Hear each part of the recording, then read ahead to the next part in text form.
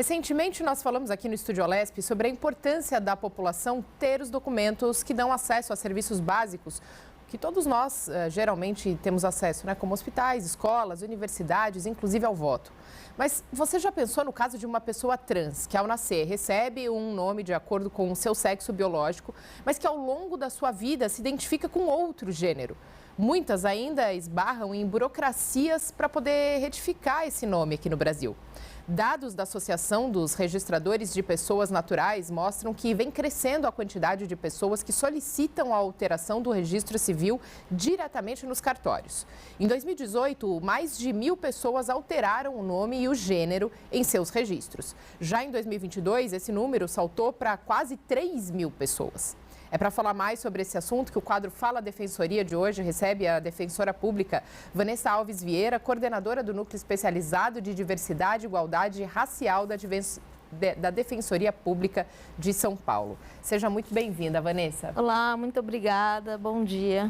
Tudo bem. Tudo Vanessa, bom? Nos bastidores eu te fazer algumas perguntas para que a gente possa entender um pouco melhor. Você fazer essa mudança por meio de uma ação é diferente de você fazer a mudança do nome, do chamado nome social. Explica pra gente um pouco melhor. Sim, é um pouco diferente.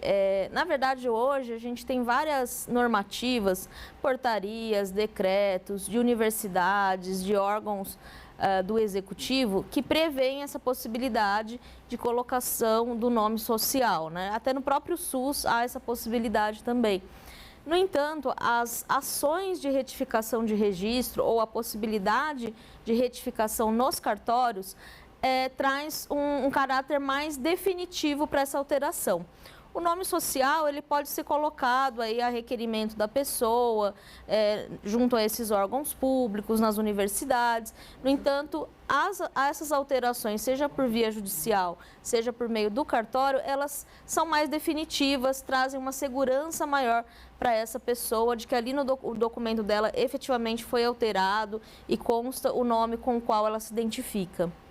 E quem quiser fazer essa alteração, como deve proceder, Vanessa?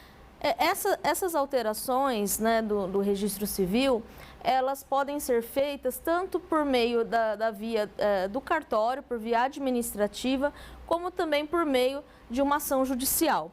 Então, felizmente, o Supremo Tribunal Federal, em 2018, né, julgou a ADI 4275, que possibilitou essa alteração tanto no cartório, como também por meio de ações.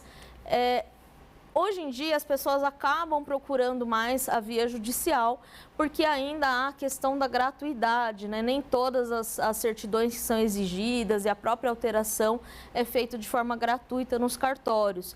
Então, aquelas pessoas que não têm condições financeiras, que têm uma vulnerabilidade econômica, elas podem buscar a Defensoria Pública e a Defensoria Pública pode ingressar com essas ações de retificação de registro civil, requerendo aí no âmbito do judiciário essa gratuidade dessa retificação.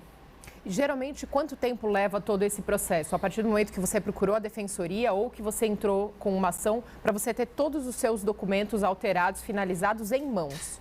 A gente não tem essa previsibilidade, né? Não temos como trazer um prazo certo, né, para que seja feita essa alteração. No entanto, após essa decisão do STF, esse procedimento de alteração ele se tornou menos burocrático, né? Antes da decisão, não havia uma previsibilidade. Alguns juízes pediam que a pessoa exigiam que ela tivesse feito alterações corporais, cirurgias. Outros exigiam laudos, né? Hoje em dia o STF pacificou esse entendimento, não há necessidade de alterações corporais, de cirurgias, de laudos, né? Então isso facilitou essa alteração do registro. No entanto, hoje ainda há alguns desafios, né? Por exemplo, as certidões que são necessárias, a documentação que é necessária para fazer essas alterações, são muitos documentos que são exigidos, né? Várias certidões, documentos pessoais, enfim, e às vezes a pessoa demora para conseguir tudo isso, né? Porque ela tem que buscar isso na internet ou junto aos cartórios e juntar toda essa documentação. Aí, com essa documentação em mãos, a Defensoria Pública Pública pode ingressar com essa ação e aí vai depender ali do andamento do judiciário mesmo, né?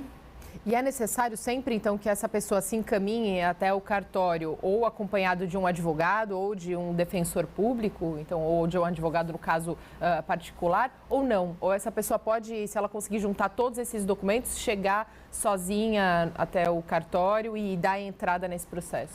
Sim, no cartório ela não há necessidade de que ela seja acompanhada de advogado ou defensor, defensora ali para fazer essa alteração. Ela pode juntar essa documentação e pedir que seja feita essa retificação no cartório. No entanto, como eu disse, o desafio que ela enfrenta, muitas vezes requerendo essa retificação no âmbito do cartório, é a necessidade de pagamento, né, de taxas, de custas ali para efetivar essa retificação. Então, aí, por vezes, ela acaba optando por ingressar com a ação, no âmbito da ação a gente consegue requerer essa gratuidade. Perfeito. Agora, falando num espectro mais amplo aí, né, dentro dessa questão da atuação da Defensoria Pública para garantir os direitos das pessoas trans. Fala um pouco mais para a gente de quais outras formas a Defensoria ajuda. Imagino que no caso de violências também, direitos que são privados, preconceito em ambiente de trabalho, né? Sim, sim. Bom, a Defensoria Pública ela é muito procurada justamente para essas ações de retificação de registro, né? Acho que é a maior demanda que nós recebemos para garantir os direitos de pessoas travestis e transexuais. No entanto, também nós recebemos outras demandas, como, por exemplo, a busca por adoção de medidas antidiscriminatórias, né?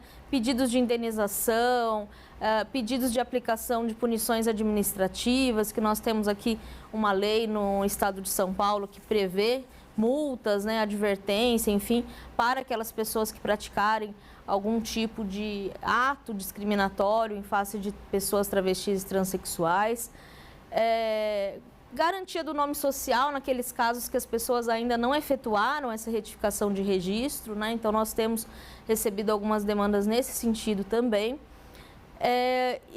Garantia de uso de banheiro conforme identidade de gênero, enfim, todo esse espectro de direitos, né, nós podemos, por meio da Defensoria Pública, assegurar a travestis e transexuais. Na verdade, requerer ao Judiciário que esses direitos sejam assegurados. Vanessa, para a gente finalizar, você comentou sobre algumas legislações existentes aqui no estado de São Paulo. Você acredita que esse arcabouço ainda tem que ser mais, digamos, ampliado com relação a legislações que tangem pessoas transexuais? Sim, por exemplo, nós temos essa decisão do STF e o próprio CNJ já regulamentou essa possibilidade de retificação de registro civil. No entanto, seria necessário que houvesse uma lei, né, para que trouxesse mais segurança jurídica a esses direitos, né, que a gente não ficasse tanto ali dependendo do contexto político, enfim, para que esses direitos sejam assegurados. Há possibilidade de alteração com base nesse entendimento do STF, com base no entendimento do CNJ. No entanto, se houvesse uma lei, traria mais segurança a esse arcabouço de direitos, né? Aqui no estado de São Paulo, nós temos a Lei 10.948, que pune esses atos de discriminação praticados em face da população LGBTQI+, e também, né, em face de pessoas travestis e transexuais. Mas há necessidade de reforçar essa divulgação dessas leis, né? Hoje em dia também temos a criminalização da homofobia, da transfobia. Há necessidade de que haja uma divulgação desses direitos, desses mecanismos jurídicos e também de que as instituições atuem no sentido de concretizar esses direitos.